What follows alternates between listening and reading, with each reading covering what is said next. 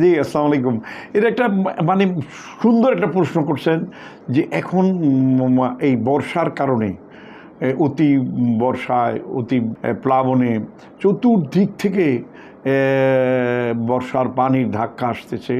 পানির ভিতরে বিভিন্ন রকম জীবাণু, ময়লা এগুলি ধুয়ে মুছে আইসা আমাদের পরিবেশকে দূষিত করতেছে। আর এই পরিবেশের দূষিত পানিটাকে আমরা খাচ্ছি, এই পানিটাকেও ফিটকিরি দিয়ে একটু থিতাই নিতে হবে, ফিটকিরি দিয়ে জাল দিয়ে নিতে হবে। শুধু জাল দিলেও হবে না, আপনার গ্লাস, হাঁড়ি, পাতিল সবগুলো ফিটকিরির পানি দিয়ে ধুয়ে নিতে হবে।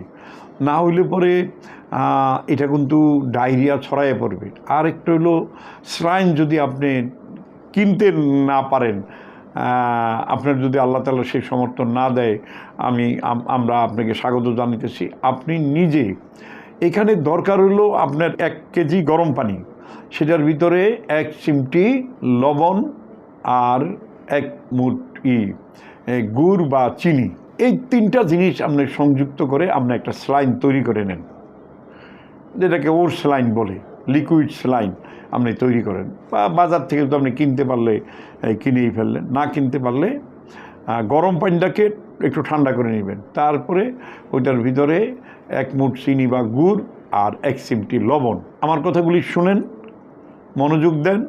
আপনারা যারা প্রশ্ন করছেন তারাও অন্তত মনোযোগ দেন। আমি ধন্য হব আপনাদের মনোযোগের জন্য। 1 গ্লাস, আমি বারবার বলছি যে 1 গ্লাস 1 কেজি পানি ভালো করে ফুটাবেন। তারপরে তার ভিতরে 1 মুঠ চিনি, 1 চিমটি লবণ, এগুলো আপনার ভালো করে ঘুটবেন, নাড়তে হবে, নাইরা আপনি স্যালাইন তৈরি হয়ে গেলো। এই স্যালাইন আপনার বাচ্চাকে 1 চামচ করে 8 ঘন্টার বেশি রেখে খাওয়াইতে পারবেন না। 8 ঘন্টার মধ্যে ওটা ফেলাই দিতে হইব। আমি কতটুকু বুঝাইতে পারছি আপনি চিন্তা করেন। আলহামদুলিল্লাহ।